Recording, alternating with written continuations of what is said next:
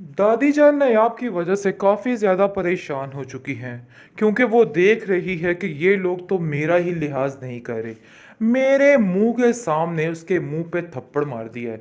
यानी कि इस बात से हो रही है कि आखिर कोई दीद लिहाज है आप लोगों को कि नहीं। लेकिन नहीं भाई, ऐसा कुछ भी नहीं है। आप लोग अपनी ही मर्जी करते चले जा रहे हैं और मेरी तो कोई सुन ही नहीं रहा। जिस पर तानिया कहती है कि दादी जान, आपने जो सारे इख्तियारात जिम्मेदारियां अपनी बहू नयाब को दे दी हैं, ये बहुत ही गलत काम किया है। आपको ऐसा नहीं करना चाहिए था। आप नहीं हैं कि वो आपकी इस मासूमियत का नाजायज़ फ़ायदा उठा रही है। अगर आपको इस चीज़ का इल्म नहीं है तो आपको बहुत जल्द इस बात का इल्म हो जाएगा। लेकिन ये बात सोचने वाली है और समझने वाली है, और आपको ये बात पर अमल करना ही होगा। जिस पर दादी कहती है कि अगर कोई मुझे सोने का भी बनकर आके कह दे कि नयाब ऐसी है, तो मैं नयाब को गलत नहीं कहूँगी, क्योंकि मैं उसको बड़े अच्छे तरीके से जानती हूँ। अपने हाथों से भाई उसको शादी करके यहाँ पे लेके आई और मुझे ही पहचान नहीं खरे खोटे की। हाँ, अलबत्ता जो कोई उसके बारे में कोई ऐसी वैसी बात कर रहा है, तो मुझे लगता है कि उसको ज़रा सोच समझ के बात करनी चाहिए, क्योंकि ऐसा कोई भी मामला नहीं है। वैसे भी जो लोग ऐसे कर रहे हैं उनका अपना ही बुरा हश्र होने वाला है। और रही बात जिम्मेदारी की, चाहे मुझे आकर कोई भी कह दे कि उससे सारी जिम्मेदारियां इख्तियारात ले लो, तो ऐसा मुमकिन नहीं है। ये सारा कुछ मेरे कंट्रोल में है और मुझे पता है कि कौन इसका हकदार है और किसको ये सब कुछ संभालना है। इसलिए किसी को अंदर कुछ भी बोलने की ज़रूरत नहीं है। बस ये बात तय है और अटल है कि हर चीज़ की जिम्मेदारी वो ही उठाएगी। आप लोगों ने आज तो ये गलती कर ली, लेकिन आइंदा से ऐसी कोई भी गलती मत कीजिएगा, क्योंकि फिर ये गलती नाकाबिले बर्दाश्त बन सकती है आप सबके लिए। नहीं, आप किस चीज़ का दिखावा कर रही हो इस घर में? इस घर में तुम्हारी कोई भी जगह नहीं है, और चाहते हुए भी तुम अपनी जगह इधर नहीं बना सकती हो। देखो, अगर कोई फ़र्क उधर आ जाता। असल बात तो ये है कि ऐसा ना हो कि तुम जुनेद की बातों में लग के अपने आप को बड़ी महारानी तस्वर करने लग जाओ। तुम्हारा ये रवैया बिल्कुल गलत है। जिस पर आप देखेंगे कि तानिया कहती है कि आप बिल्कुल ठीक कह रही हैं, ये लड़की बिल्कुल नहीं बदलने वाली और पता नहीं क्या क्या करेगी। आप इसके हाथ से सारे इख्तियारात ले लीजिए, क्योंकि मुझे नहीं लगता कि कोई मामला ठीक है। ऐसा लग रहा है कि सब कुछ गलत होने जा रहा है।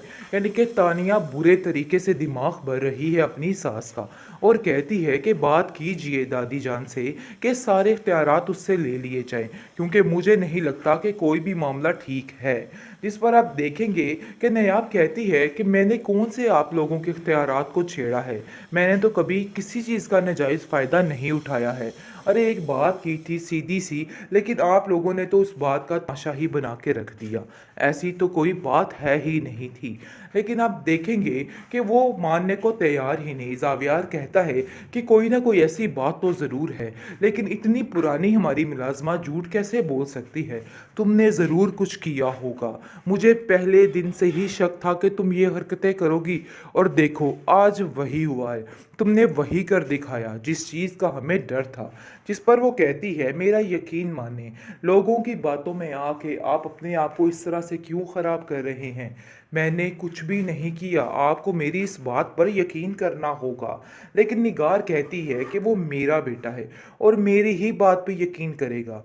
देखो, तुम्हारी हैसियत नहीं है इस घर में रहने की, और इसीलिए समझाती थी। इस किस्म की लड़कियां इसी तरह के काम करते हैं, लेकिन तुम्हें अपनी माँ की बात समझ नहीं आई। देखो, इन सब चालाकियों से कुछ भी हासिल नहीं होने वाला। ये बात तो तय है कि आप जो कुछ मर्जी कर लो, लेकिन ऐसा वैसा कुछ नहीं होगा। जो उसकी हैसियत है वो उसकी हैसियत ही रहने वाली है। खैर, आप देखेंगे कि नयाब काफ़ी ज़्यादा परेशान है। जिस पर उसकी अपनी दादी उसको कॉल करती है और कहती है कि मुझे तो बहुत अफसोस हुआ ये सुनकर। इतना भी दीद लिहाज नहीं था जावियार में कि उसने हमें 2 पल के लिए वहाँ पे बर्दाश्त कर लिया हो। मैं तो हैरान ही होगी, मेरी तो अक्ल ही दंग रहेगी। तुम्हारी भाभी इस बात से काफ़ी खफा है। आखिर ये लोग क्या अपने आप को समझते हैं, ऐसा कैसे कर सकते हैं? जिस पर वो कहती है, आप फिक्र मत करें, सब ठीक हो जाएगा। और भाभी को भी समझाइएगा कि दिल में ऐसी कोई भी बात ना रखेगा। खैर, आप देखेंगे कि हर तरीके से नयाब हर चीज़ को हैंडल करने की कोशिश करती है, लेकिन बेसूद कुछ भी उसको हासिल नहीं होता है।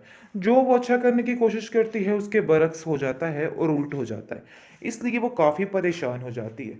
लेकिन घर में उसकी दादी की तबीयत दिन ब दिन काफ़ी बिगड़ती जा रही है और ख़राब होती जा रही है। ज़ाहिर सी बात है, हर वक्त वो नायाब की टेंशन ले लेके पागल हो रही है और बार बार यही कह रही है कि अगर मैंने उसकी तरबियत में थोड़ा चालाकपन ले आती तो ऐसा ना होता। आज जिस तरह वो धक्के खा रही है, ऐसे नहीं होना था।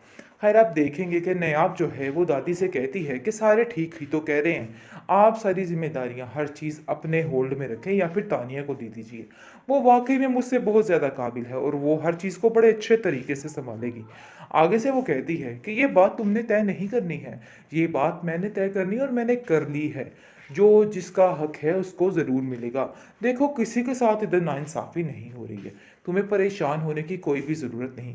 यानी कि पूरे तरीके से उसको तसल्ली दी जा रही है कि तुम इन सब बातों की टेंशन ना लो। हालाँकि बीचन जानती हैं कि सारा कुछ वो लोगों के कहने पे कर रही है।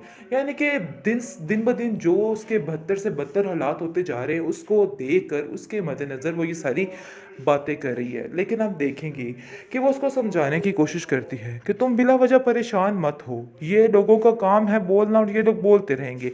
इसलिए मज़ीद इन सब लोगों की टेंशन नहीं लेनी है।